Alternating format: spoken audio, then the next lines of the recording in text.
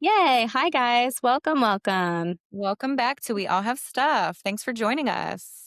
Yay. This is episode 74. So we're making really good progress this summer with all of our wonderful guests. And we have one more with us today. This is Sarah. She's an LPC in Texas. So we're going to be picking her brain a little bit today about her expertise and her part of our field. So welcome, Sarah.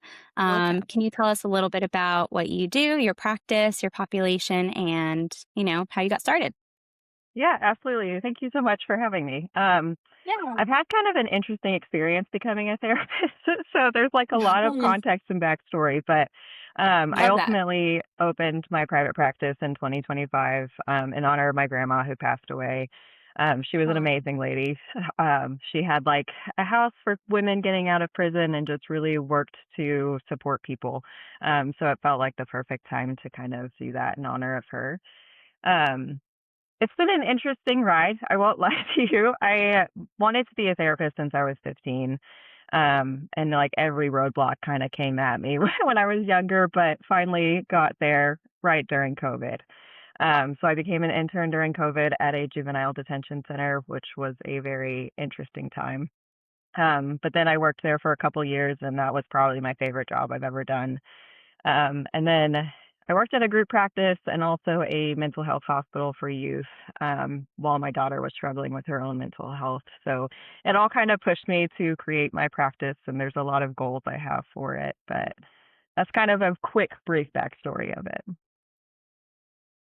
Wow, I love that. So let me ask you your grandmother's mission with helping women get out of prison. How did that sort of intersect with the experience you had at the juvenile detention center?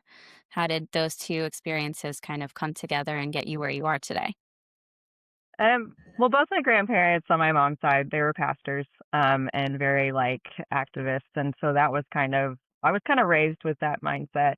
My parents did a lot of work with special needs kids. And so, like, there's just kind of always been something that people have been working towards for supporting people.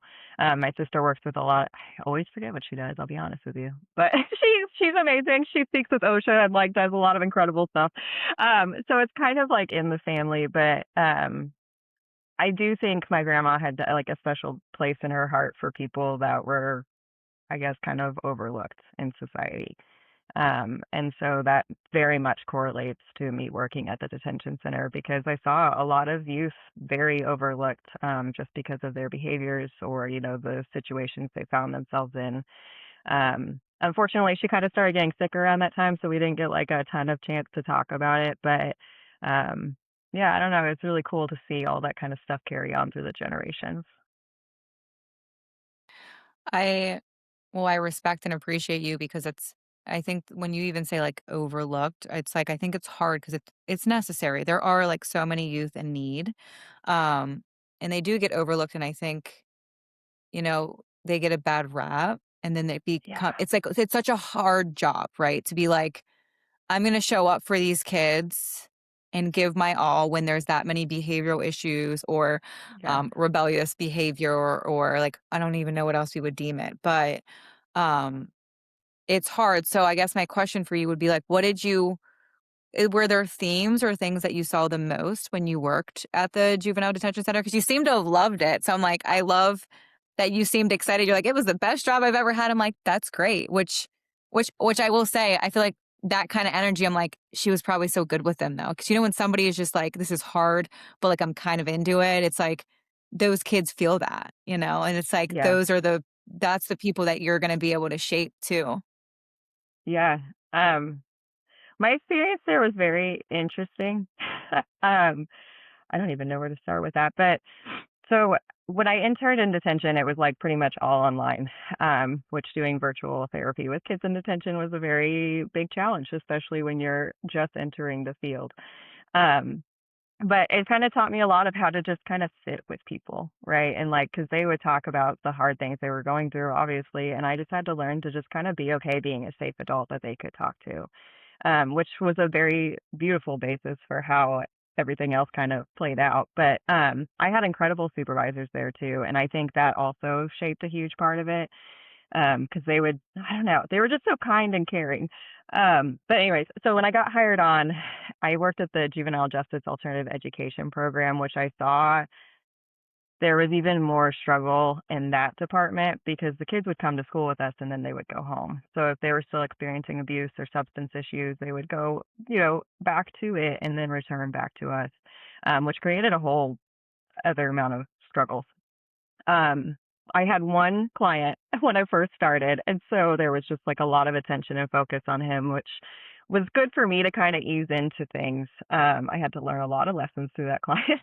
And then the following year, they sent like 60 or 70 kids to us, and I was the only therapist. Um, and it was wild to say it was chaotic and like to severely understate that. Um, but I guess the themes I really notice, there's a couple.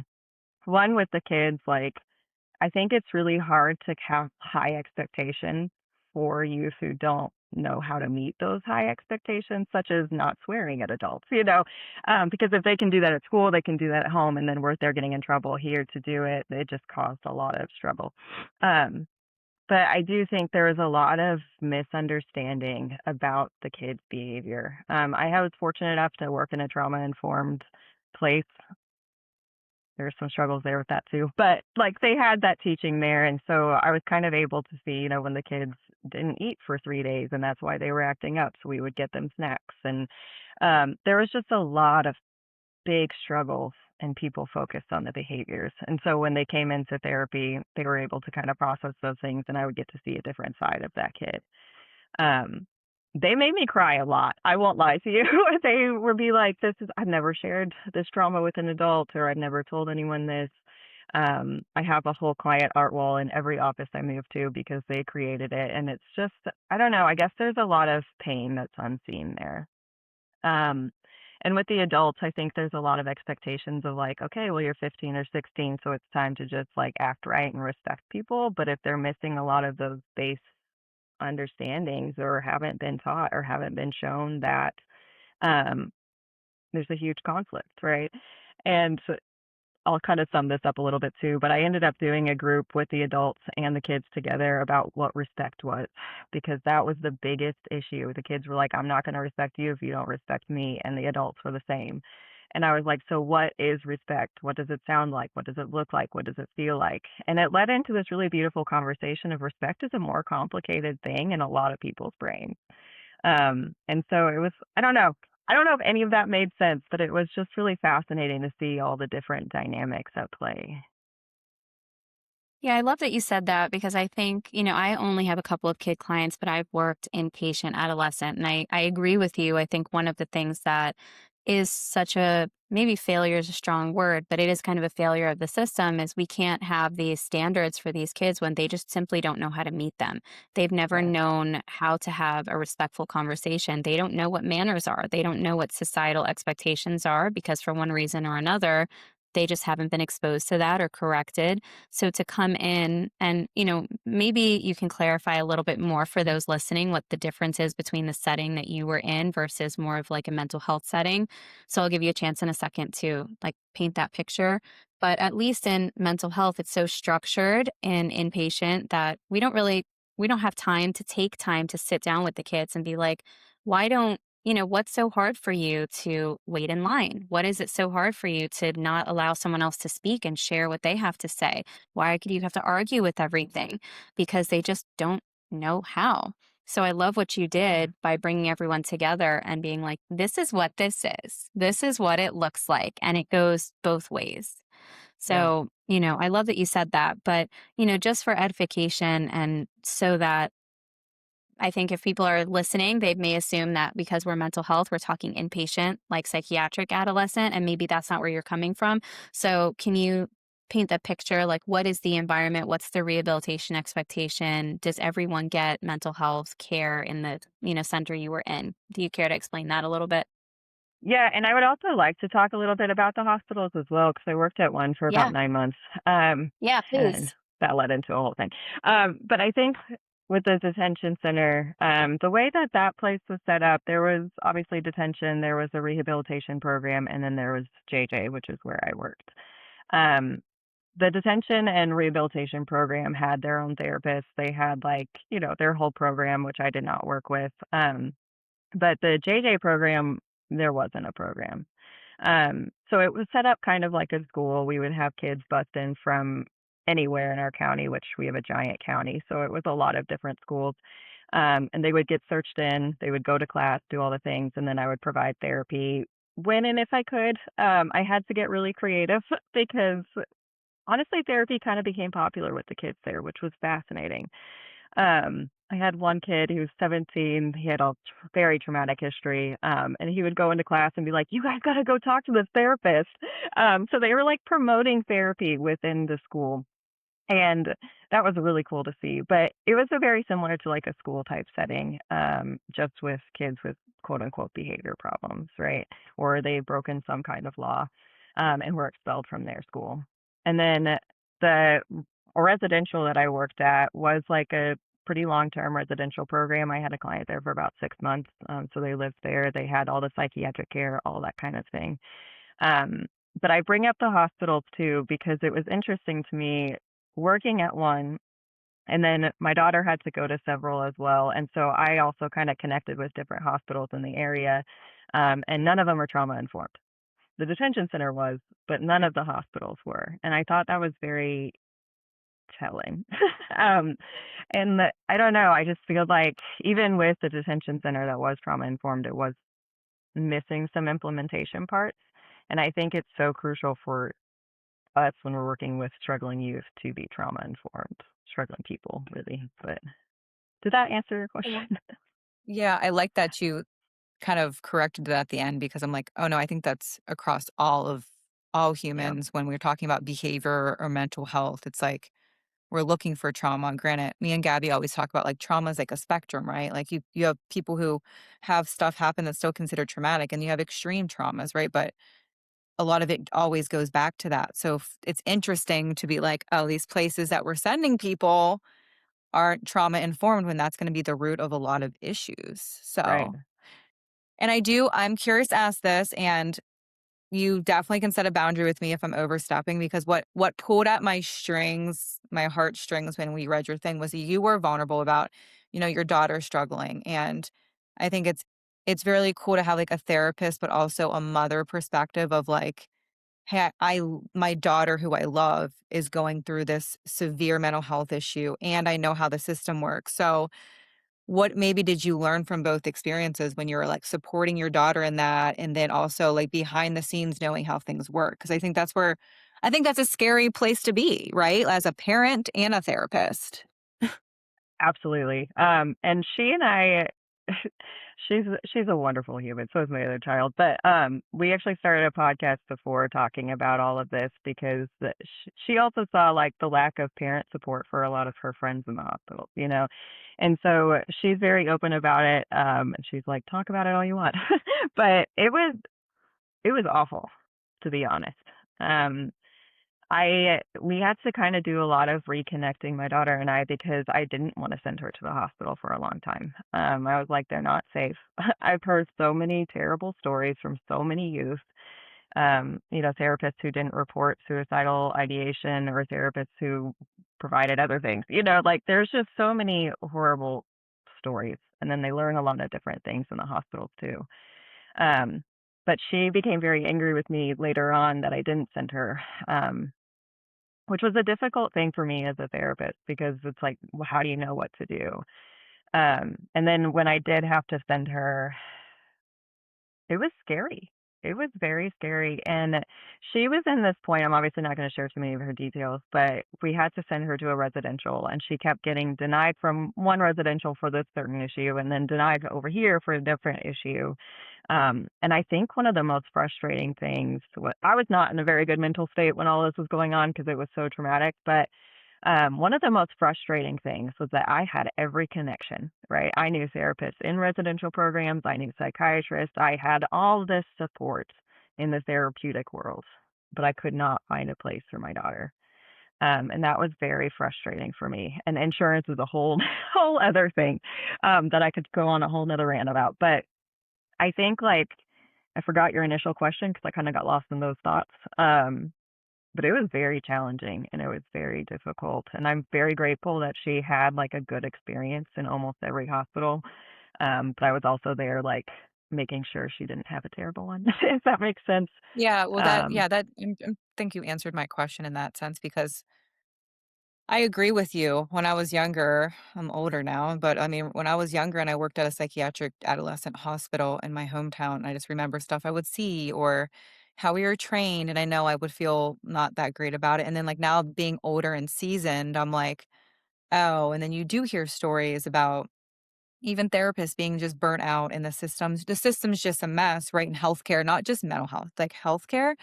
And so I think it's really scary, like the work we do, and then like you said, then having a family member go through it. Because I think about that with my clients. It's like sometimes things happen, and I'm like, I want to help them as much as I can here because I don't want to have to send them somewhere yeah, because you hear stories or like which ones are good ones, which ones care more. And I feel the same with like it's a whole nother topic, but like addiction treatment centers, like the yeah, same thing. It's like it's scary to be like, am I gonna send this person? Are they gonna get help or is this place just gonna get paid? yeah, And I think that's scary as a therapist for you to be like, well, now I'm the one in the situation. And that was vulnerable for you to say because I have a lot of my client parents like talk about that. Like, you never know what to do until you're the one in the situation as a parent, right? Like, do I save her from whatever she can be exposed to, or is this going to be beneficial, or is it not? And there's no right answer, right? So I think that's really hard. So thanks for sharing that because that was what I was wondering. Like, as a therapist, you know a lot of stuff, right? So it's yeah. scary to be like, I know a lot, and now I have to decide what to do in this situation. Yeah. And one thing I will add to it too is like, and I really do appreciate all my clients before all this kind of happened because they helped me understand it. But one of the really genuinely beautiful things that can come out of a hospital is some of those connections that the kids make. Some of them are unhealthy, I will say that. But like, I do think a lot of adults don't see that there can be like a really genuinely beautiful aspect to it. Because a lot of kids will go in there and feel seen for the first time or heard for the first time or see somebody who's struggling like they are for the first time. And I think that does a lot of really powerful things for someone. And so even though there are can be a lot of harmful relationships or outcomes of them, um, that one needs to be seen and validated because it is like a special place for so many people, if that makes sense. Yeah, again, I don't know your particular age group that you've worked with, but I think since we're mostly probably talking adolescent, pre-adolescent here, what out of your experience with your own daughter and with other teens that you've worked with, what do you think is the most reinforcing, most valuable thing that you can do as a parent, as a provider, as a therapist that can help to navigate some of these triggers and stressors and things that teenagers deal with that have the potential to make life really hard for them. Yeah, because I like that question because we know this as therapists, and I think parents know this too, right? Like teenagers are like that tough age, right? Where like there's so much happening, and that's why us as adults we're like, oh, they're a teenager. We have this verbiage around teenagers, and then when mental and emotional health stuff come up, it's like a tricky thing to maneuver. Yes, I have a lot to say on that. But I honestly genuinely think it comes down to like three things. And that's listening, talking, and getting curious. Um, I and not to like share too much, but this has been a theme no matter where I've worked with adolescents, is that like when the struggle is real, and they are like in the midst of it, they want their caregivers or an adult to like sit there and listen and validate. They want to be able to like talk about things. They may not always admit to that. I could see some people being like, that's what you took from working with me, but like it's true. And I've seen this in so many different ways. I've even had kids like prep their own family sessions to ask for more like boundaries and consequences in their home. And so like I think especially in 2026 with everything going on in the world, like building that safety of like some them knowing that they can come talk to you about difficult things and ask questions is like the biggest aspect of it. I asked my daughter, I was like, I don't remember exactly what I asked her, but it was around like what was most helpful. And she was like that we could sit and talk through things. and she said some pretty hurtful things to me. And it took a long time for her to recover from some of the things I did or said, because how do you handle all that? And it took some time for me to recover from that, but then we came back and kind of talked it through. And I think there's so many questions right now, because so many people are on social media. It's becoming a huge mental health issue, and they're getting exposed to a lot of things. Like when the Epstein files came out, I had 3 clients go into psychosis. So like we need to be able to have these difficult conversations with youth and help them process it, because the world is not what it used to be, and there needs to be that level of safety. Well, let me ask you this. It's interesting that you bring that up because, yesterday we had a guest talk about social media and now we're talking about it too. And I think you're spot on that it complicates everything for so many people. But with with young kids and teenagers having access to it, and some parents are very flexible and some parents are very conservative about, You don't need it. You're not going to have it. You're going to be the only person in your friend group that doesn't have it." What Mhm. is, in your opinion, the best way to go about that? I mean, I have 3 girls, and I'm dreading teen years for this reason of having to navigate this, and I think many parents have that fear, like, that's the number one thing everyone's like, "I don't wanna deal with Facebook. I don't wanna deal with it. I'm so nervous about it." What do you see as the healthiest boundary around that for kids and teenagers? Maybe, even if it's your opinion, what do Yeah. you see the best outcome with? No social media. Honestly, like, but even like Yeah, the I mean, kids I work with ideally. who don't have social Yeah, media, like they get exposed to a lot of it because everyone has it, right? sure. And I think to answer that question, a couple of things. Yeah. One, I did take my daughter's phone away. She was on some pretty intense things. And she had it taken away for a while, and then I got her a flip phone. It was quite an Right. ordeal. But then, like, once she was doing a little bit better, she came to me and she was like, everyone's on social media. Like, I can't make friends unless I have social media to talk to them after school. And so we had a really long talk about that of like, okay, but like also there has to be a lot of limitations, right? So I think like there's just I don't know. I think where social media is currently going, like we I would love to see us off of it and people playing in the streets again, with the flip phones, that kind of thing to build that connection. But I also know that may not be super realistic for a lot of people. And the other thing to kind of add to it, when I first became a therapist, I'm going to be a little explicit right here. I hope that's okay. But when I first became a therapist, I got pretty comfortable with asking awkward questions fairly quickly. And one question I always asked, especially like probably in our third session if it was a new client, but depending on how that rapport was being built, I would always ask them at what age they got exposed to porn. I think I've only had one kid say, like, they hadn't been, but there is always, like, a certain age, right? And then over the next couple years, I added on to that question and I said, "Okay, at what age have you been exposed to porn, and at what age were you exposed to gore?" Not everyone gets exposed to gore, but it's a lot of people.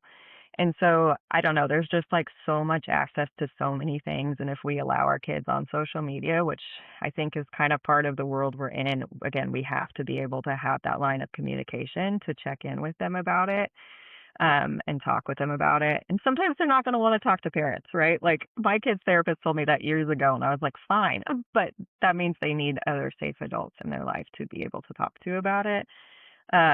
And I don't think there's like a one rule fits all on social media and people, but like I will say under the age of 10 should not have it because there are so many harmful things.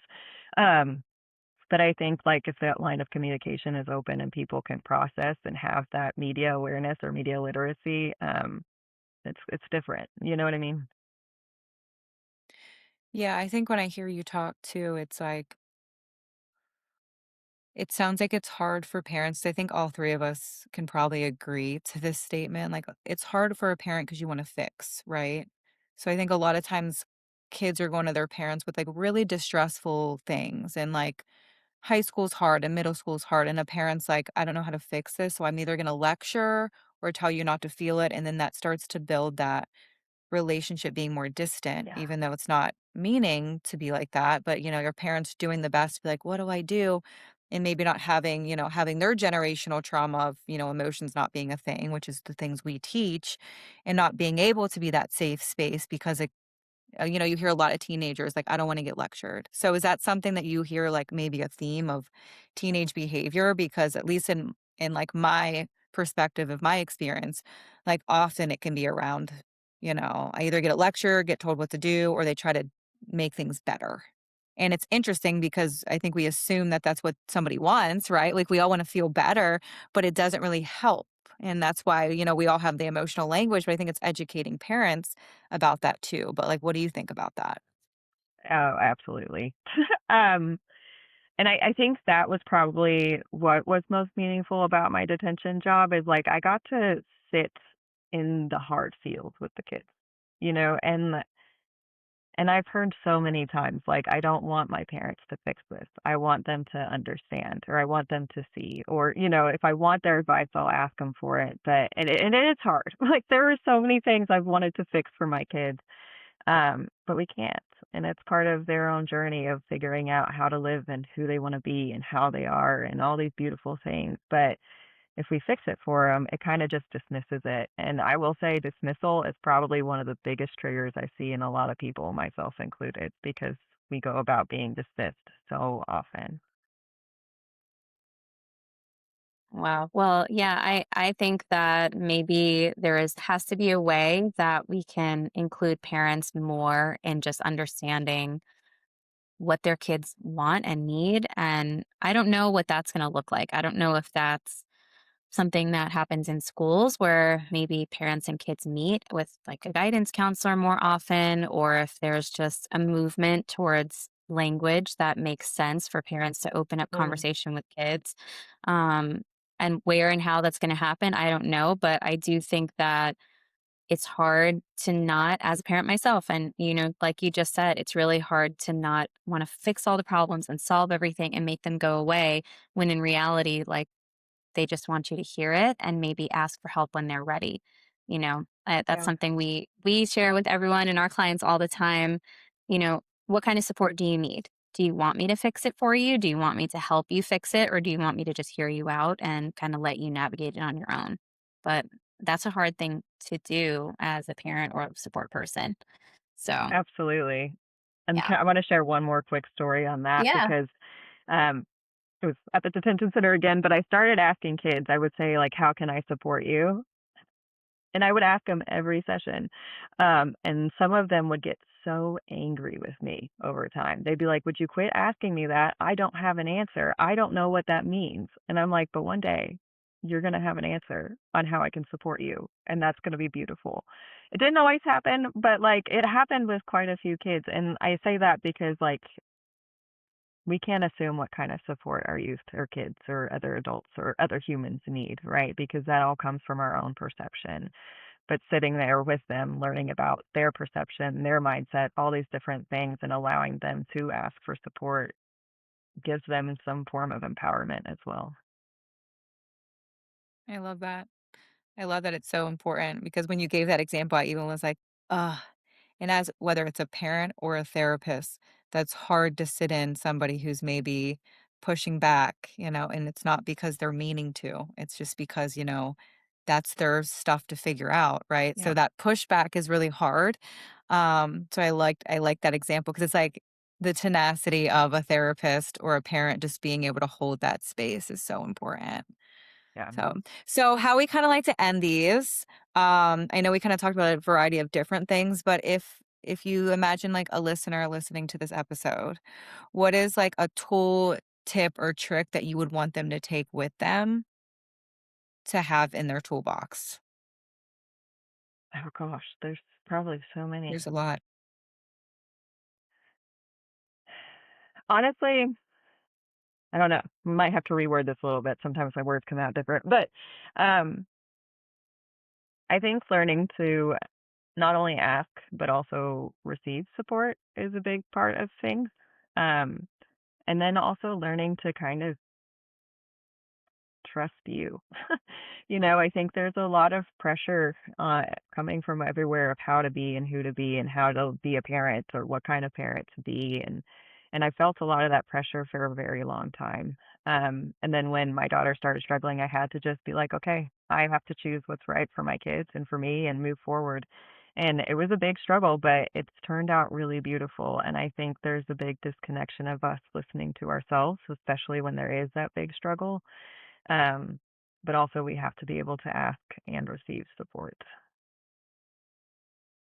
Yeah, I love that. I agree with you completely. I think we've sort of lost intimacy with ourselves and understanding like what we need and what's good for our family system, especially when the hard times come up. So I love that you said sometimes put expectations aside and just do what you think is in your gut, follow your intuition. So, thank you for sharing that little tip and word of advice for everyone. Mm, So, and we well, loved having you. Thank you yeah, so Thank you much. so this much. was like so such And a thank you for being so vulnerable. I really yeah, appreciate you. You know, a lot of guests we have on here like can share stuff personally, but your story and like the heaviness of it and you being so open and your daughter, thank her for us of, Well, those stories are impactful for people to hear. So I appreciate you really just laying it out there for us. yeah, of course. Thank y'all, and mm, thank you for what you do. yeah. I appreciate it. Yay. Thank Yeah. you for your time. But everyone, we are so lucky to have wonderful guests that share their experience and expertise with us.